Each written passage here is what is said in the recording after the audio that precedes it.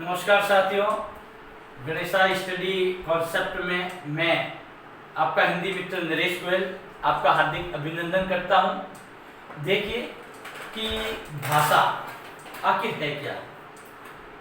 भाषा विचारों का आदान प्रदान है। इससे पहले वाले वीडियो में हमने पढ़ा था कि भाषा किसे कहते हैं, मातृभाषा क्या है, राष्ट्रभाषा क्या है, राजभाषा क्या है। अगला जो पॉइंट हमारा बनता है वो बनता है कि भाषा के रूप कितने हैं।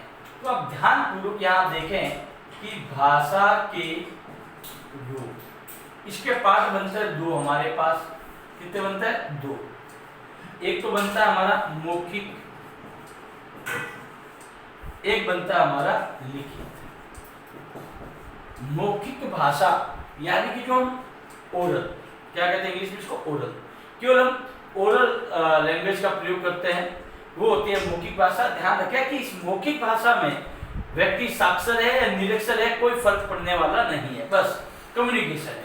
तो मौखिक भाषा की जो सूक्ष्म इकाई है, सूक्ष्म इकाई वो है हमारी ध्वनि। यानी कि अगर मुंह में आवाज ही नहीं है तो हम इस मौखिक भाषा का प्रयोग नहीं कर सकते हैं। लिखित भाषा की बात करें तो इसकी देखिए जो सूक्ष्म इकाई हमारे सामने आती है वो है हमारी वर्ण। वर्ण को क्या कहते हैं? अक्षर। अब देखिए अगर हम ध्यान से इधर, तो वर्ण की डेफिनेशन यानी कि जो परिभाषित करते हैं हम लोग, उसको हम किस रूप में करें। देखिए कि हमें रटना नहीं है, ये ध्यान रखें कि परिभाषा बनाई कैसे जाती है। तो देखिए कि वर्ण किसे कहते हैं, तो लिखित भाषा की सूक्ष्म इकाई को वर्ण कहते हैं, वर्ण को ही अक्षर कहते हैं। यहाँ एक इंटरव्यू के अंतर्गत पूछा गया था, साक्षात्कार के अंतर्गत, कि वर्ण और अक्षर में क्या अंतर है। तो ध्यान रखें बहुत ही सूक्ष्म अंतर है, देखा जाए तो, और ऐसा रहे तो बहुत ही विराट अंतर इसमें नजर आएगा आपको। जैसे वर्ण को ही हम अक्षर कहते हैं। अब कंडीशन ये उत्पन्न होती है जब हम वर्ण को ही अक्षर कहते हैं तो भला इसमें हम अंतर कैसे करें। तो ध्यान रखें कि जब मौखिक भाषा का प्रयोग करते हैं यानी कि वर्णों का प्रयोग करते हैं मौखिक में, तो वो तो वर्ण कहलाएंगे। और जब इन वर्णों को हम लिखित रूप में कन्वर्ट कर देंगे तो वो क्या बन जाएगा? अक्षर। अब आता है कि मानक हिंदी के अनुसार, मानक हिंदी के अनुसार वर्णों की संख्या, इसकी बात करते हैं तो इसका उत्तर हमारे पास आता है 52 यानी कि 52। और जब हम बात करें मुख्य वर्णों की कि मुख्य वर्ण कितने हैं, तो संख्या कितनी होगी? 44। अब पॉइंट यहाँ उठता है कि वर्णों से मिलके क्या बनती है हमारी वर्णमाला। क्या बनती है? वर्णमाला। ध्यान रखें वर्णमाला है क्या। तो यहाँ हम ये कह सकते हैं कि वर्णों का समूह। देखिए समूह भी कैसा होना चाहिए? व्यवस्थित क्रम में होना चाहिए। जैसे अ के बाद आ के बाद ई के बाद बड़ी, इस प्रकार से। तो हम ये कह सकते हैं कि वर्णमाला यानी कि वर्णों के व्यवस्थित क्रम को हम क्या कहते हैं? वर्णमाला कहते हैं। अब देखिए कि वर्णमाला को हम दो भागों में डिवाइड करते हैं। एक तो बनता है हमारा स्वर, एक बनता है हमारा व्यंजन। क्या बनता है? व्यंजन। स्वर किसे कहते हैं? तो ध्यान रखें कि वे वर्ण, मैं यहां लिख रहा हूं, देखिए आप, कि वे वर्ण जो स्वतंत्र रूप से उच्चारित या चिह्नित होते हैं उन्हें स्वर कहते हैं। उन्हें स्वर कहते हैं। यानी कि जब हम उन वर्णों का प्रयोग करते हैं, चाहे हम उसको उच्चारित करें चाहे हम उसको लिखित में यानी चिह्नित करें, तो उसमें अन्य किसी प्रकार की ध्वनि की आवश्यकता नहीं होती, अर्थात वे स्वतंत्र रूप से उच्चारित या चिह्नित होते हैं। उसे क्या कहते हैं? स्वर कहते हैं। एक बात ध्यान रखें कि यदि हम इस स्वर को अच्छे से समझ लें तो हमारे स्वर संधि बहुत ही आराम से होती है। अब देखिए स्वर है कौन कौन से, ध्यान से देखें। अ, आ, ई, उ, री, ए, आई ओ औ। Condition apply. 1 2 3 4 5 6 7 8 9 10 11 अर्थात स्वरों की संख्या कितनी होगी हमारे 11। 13 नहीं है, ध्यान रखें। अंग और स्वर नहीं है, ये आपके अयोग वहा है। अ आ ई उ ऊ री ए आई ओ औ तो गए 11। मात्रा की बात करें तो ध्यान रखें कि व्यंजन के साथ स्वर का प्रयोग होता है, इसलिए अ की कोई मात्रा होती नहीं है। लेकिन जब हम आ की मात्रा की बात करें तो ये देखिए एक डंडी है। ई की बात करें तो यहाँ से है। ई में ध्यान रखें कि ये जिस वर्ण के साथ प्रयुक्त होती है, प्रयोग में तो पहले होगी लेकिन उच्चारण बाद में होगा। ये बड़ी ई, ये छोटा ऊ, ये बड़ा ऊ, ये री, ये ए, ये आई, ये ओ और ये औ। ठीक है, यहां हम देख सकते हैं कि इनकी क्या होगी, मात्राएं होगी। अब सबसे मुख्य बात कि स्वरों के पाठ्यक्रम इसको किन किन रूपों में समझते हैं, उसको किस किस नाम से जाना जाता है। तो ध्यान रखें, जब हम स्वरों की बात करते हैं तो पहला नंबर आता है लघु, मूल, ऑब्लिक, ऋस्व स्वर।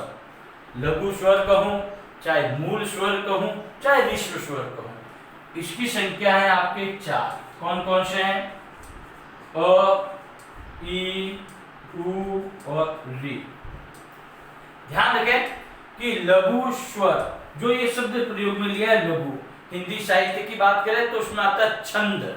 क्या आता है? छंद। छंद होते हैं 2 प्रकार के, एक तो होता है आपका वर्णिक छंद, एक होता है मात्रिक छंद। जब मात्रिक छंद की बात करते हैं तो उसमें क्या होता है, मात्राएं काउंट करनी पड़ती है। और जब मात्रा काउंट करते हैं तो उसमें ये नियम लगता है कि यदि वर्ण के साथ लघु मात्रा है अर्थात अ, ई, उ या री है तो मात्रा कितनी लगेगी? 1।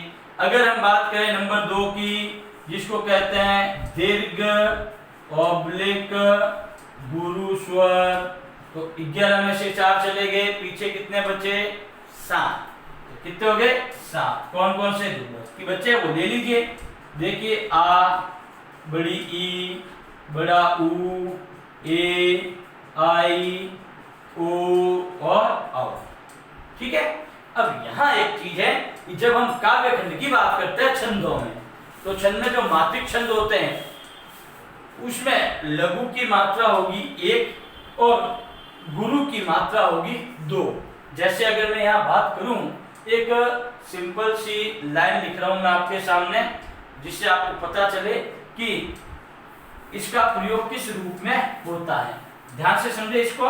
हम एक सिंपल सा एक दोहा लेते हैं, जिस दोहे के अंदर हम ये बताएंगे कि किस प्रकार से हमें इसका आभास हो कि इन मात्राओं का प्रयोग हम कैसे करते हैं। देखिए, जहां गलती होती है, गलती का भी पकड़ हम इसमें ले सकते हैं कि यहाँ हमारे क्या हुई है, मिस्टेक हुई है। जैसे हमने कहा कि राम नाम की लूट है, लूट सके तो लूट, अंतकाल पछताएगा, अंतकाल पछताएगा, जब प्राण जाएंगे छूट। या हम देख सकते हैं, या हमने लूट लिखा है, खड़ी पर ये डबल खड़ी पर। अब देखो यहाँ र में किसकी मात्रा है? आ की। आ है, इसका मतलब ये क्या हुआ? गुरु स्वर हुआ। और गुरु स्वर में कितनी मात्रा होती है? 2। म में 1, ये 2, 1 बड़ी है 2, उ बड़ा 2, 1, ये 2, ये 2, 1, 1, 2, 2, 2, 1। अब देख लीजिए आप, र में आ की मात्रा इसलिए गुरु मात्रा है, म में अ की मात्रा इसलिए लघु मात्रा है, न में आ की मात्रा वापस वही गुरु है, इसमें और है तो लघु है, बड़ी की है इसलिए इसमें क्या होगा? गुरु मात्रा। लूट में उ बड़ा है इसलिए गुरु, ट में अ की मात्रा है इसलिए लघु, फ में आई की मात्रा इसलिए गुरु, ल में वापस वही गुरु क्योंकि बड़ा हुआ है, ट में अ इसलिए लघु है। इस प्रकार से हम इसको लेते हैं। अब देखो कंडीशन, जब मैं यहाँ कॉमा का प्रयोग करता हूं तो ये जब 2 चरण मिलते हैं उसको कहते हैं पद। ठीक है ना? तो देखो यहाँ 2, 1, 3, 4, 5, 6, 7, 8, 9, 10, 11, 12, 13, यानी कि यहाँ तक जो पॉइंट है कितनी मात्रा हुई? 13। यहाँ देखो 2 3 4 5 6 7 8 9 10 11 कितनी हुई 11। तो यहाँ हम देख सकते हैं कि जहाँ 13 प्लस 11 इक्वल टू 24 होता है उसको क्या कहते हैं, दोहा। क्या कहेंगे, दोहा कहेंगे।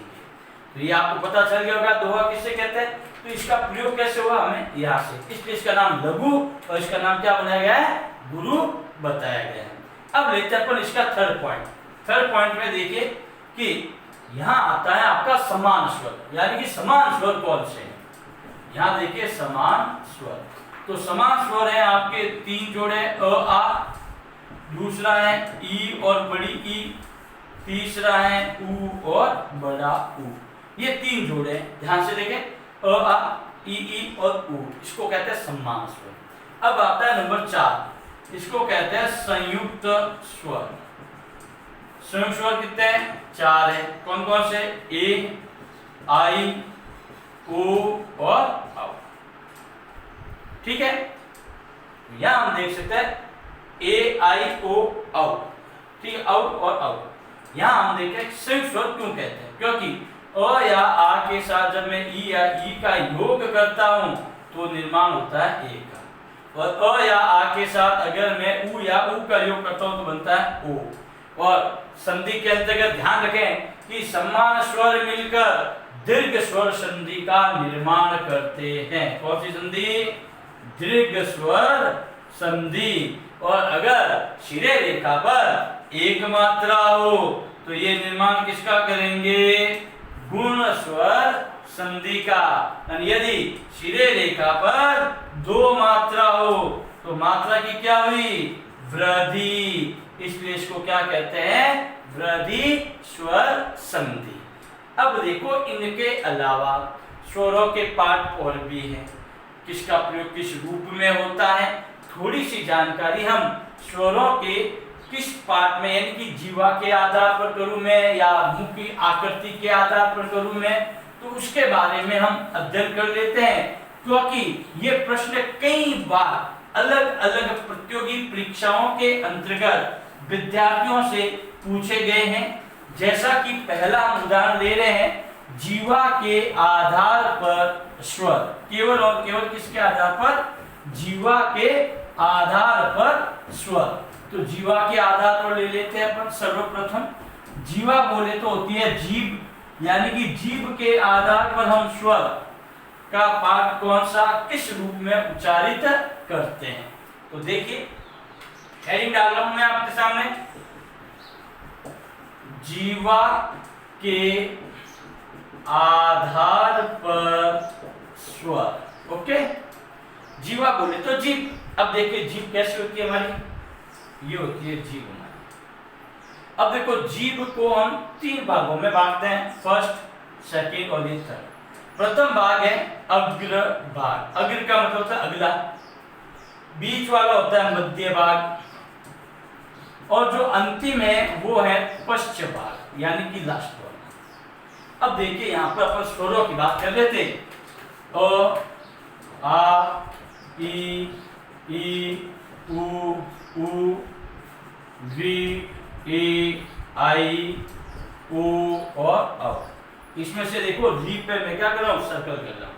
इसका तात्पर्य है कि अगर र के साथ ई का उच्चारण करो तो री बनता है उच्चारण में, इसलिए इस री को क्या करेंगे, हटा देंगे, बाकी जो भी बच्चे हैं उनको लेंगे। यहाँ देखो सर्वप्रथम की अग्र भाग, मध्य भाग और पश्चिम भाग। तो यहाँ जो मध्य भाग से जो उच्चारण होता है आप उच्चारण करके देख सकते हैं। जैसे कि मैंने कहा अ बोलेंगे तो आपको महसूस होगा कि जीवा का जो बीच वाला भाग है वो हल्का सा उठ रहा है, फिर आवाज आ रही है अ की। उसके बाद में देखो जब बात करते हैं अपन अग्रभाग की, किसकी बात करते हैं, अग्रभाग, अग्र बोलते आगे, इसमें देखो उच्चारण थोड़ी अच्छा होता है। देखो ई ए आई बोलते हैं ना, तो ये आगे वाली जीभ पे अगला वाला पोर्शन जो होता है उस पर दबाव पड़ता है। जो लास्ट बचे वो सारे क्या है, पश्चिम भाग। कैसे, आ के बाद देखो ऊ, बड़ा ऊ, ओ और औ। पुनः बता रहे हैं हम आपको कि मध्य भाग से उच्चारित अ है, अगले वाले भाग से ई ई ए आई दबाव पड़ रहा है, जो बाकी बचे वो सारे क्या होंगे, स्पष्ट भाग, यानी कि आ उ ओ औ, ये हो गए इस पर। अब बात करते हैं मुख की आकृति पे। तो मुख की आकृति की जब हम बात करते हैं तो इसमें 2 पॉइंट बनते हैं आपके। क्या बनते हैं? 2 पॉइंट बनते हैं। जैसे एक तो बनता है आपका संवृत स्वर, ये प्रश्न कई बार आया हुआ है। दूसरा बनता है अर्ध संवृत स्वर, तीसरा बनता है विवृत ऑब्लिक निवृत स्वर, और लास्ट बचता है अर्ध विवृत ऑब्लिक अर्ध निवृत स्वर। ठीक है, अब यहां हम देख सकते हैं बहुत ही सिंपल सी गणित है इसकी, आपको कुछ याद करने का काम नहीं है। लिए हमने पहले ही देखो यहां से हटा दिया है, हटा दो। अब देखो यहां पर सबसे पहले संवृत, अर्ध संवृत, निवृत और अर्ध निवृत। संवृत समधनवृत स्वर, अर्ध आधा संवृत में जाएगा। तो इसमें देखो कि अ आ को तो हम पहले से ही क्या करते हैं, छोड़ देते हैं अभी। बाकी क्या बचा हमारा, देखो ई ई उ, ये कहलाते हैं हमारे संवृत स्वर। ध्यान रखें कंटिन्यू है 4 आपके, ई ई उ और उ। उसके बाद में क्या बचा हमारा कि ए आई ओ और औ। कंडीशन ध्यान रखना, समृत अ को छोड़ा, ई ई उ समृत। फिर उसके बाद एक बार अर्ध समृत, एक बार अर्ध विवृत, एक बार अर्ध समृत, एक बार अर्ध विवृत। यानी कि अर्ध समृत को मैंने गोले किया, ये अर्ध समृत है, ये वापस अर्ध विवृत, वापस अर्ध समृत, वापस अर्ध विवृत। कंटिन्यू रखना अपन को। तो अर्ध समृत में क्या आ जाएगा, ए और ओ। अर्ध विवृत इसमें आ जाएगा आई और औ। बचा क्या, ए और आ। देखिए अ का उच्चारण कीजिए, अ मुंह थोड़ा खुला, अब उच्चारण कीजिए आ, देखो आ पूरा मुंह खुल रहा है। तो वी का मतलब विशेष, तो विशेष में क्या आ गया आ, और अर्ध में क्या आ गया अ, यहां ले जाते हैं। तो ये हमारे क्या हो गए, समृत स्वर, अर्ध समृत, विवृत और अर्ध विवृत। उसके बाद होठों की भी आकृति बनती है, जिसको कहते हैं ओष्ठ। इसको कहते हैं वृत्ताकार और अवृत्ताकार, वृत्ताकार और अवृत्ताकार। वृत्ताकार का मतलब होता है कि आपके जो ओष्ठ है वो क्या होंगे, गोल होंगे। गोल किसमें होते हैं, देखो ऊ